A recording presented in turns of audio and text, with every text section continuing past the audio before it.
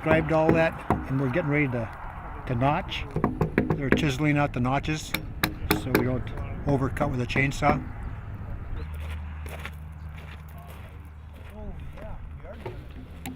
This is either called scribe fit or full scribe fit, sometimes Scandinavian cope or Swedish cope. But the idea is that all of the log surfaces have been hand fitted to each other. So there are no gaps, and it's all wood on wood joinery.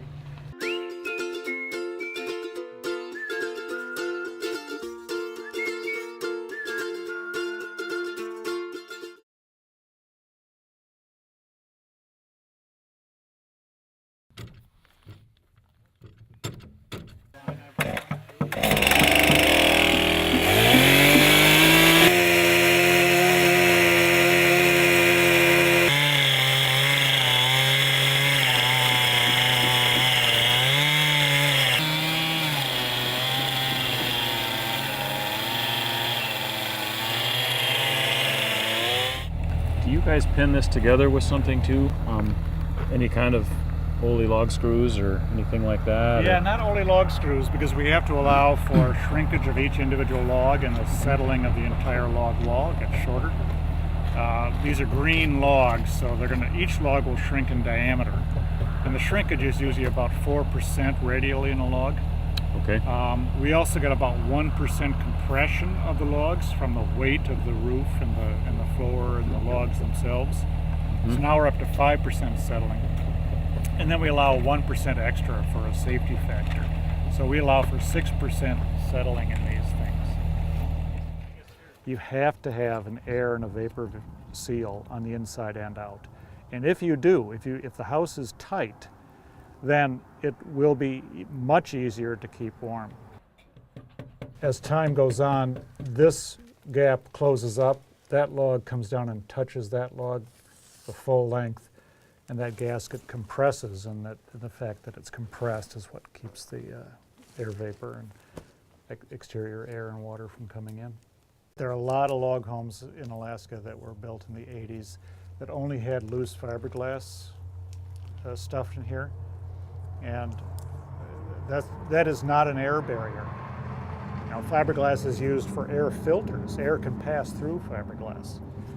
And of course, the other problem is that if there's any gaps here, then you have the warm, humid air inside the house in the wintertime getting into the dew point and freezing, and frost plugs build up in that fiberglass.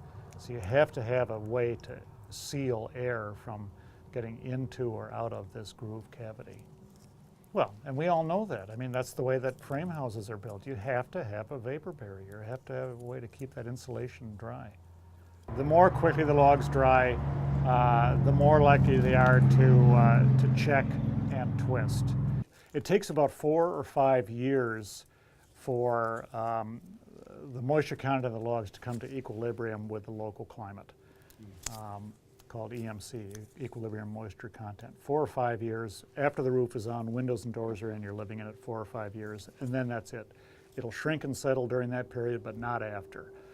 I have seen homes that were heated, especially if they're heated with something like wood. And those logs that are close to the wood heat source dry out too quickly. And so, especially in a climate like this, which is super cold, a continental climate in the wintertime, you got to humidify. You got to humidify your house in the wintertime. For one thing, it's more comfortable. And for another thing, it's going to slow down that extreme drying stress that you have from sources like wood stoves. All logs develop a major check and then lots of small minor checks.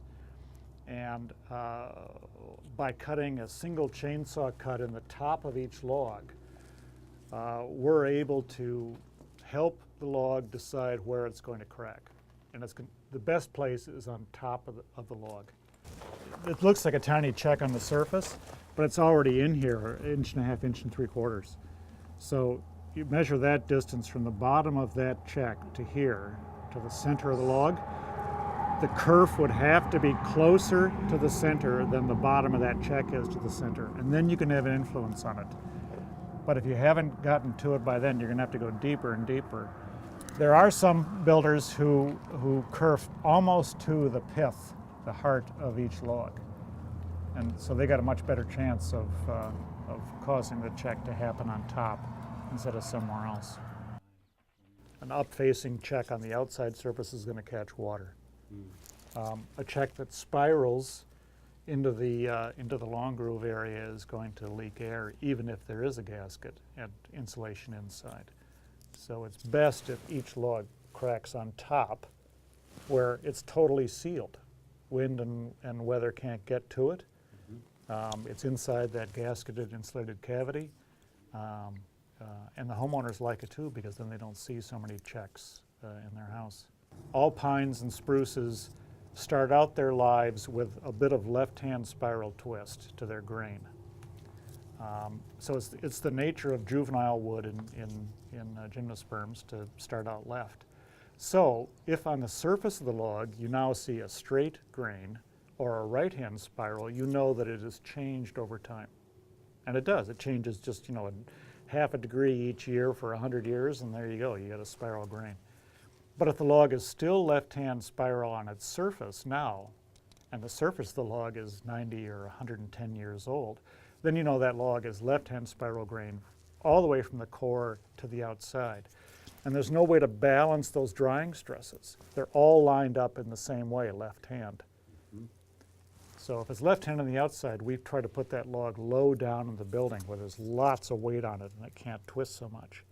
The right-hand trees and the straight grain trees, we're free to use them wherever we like.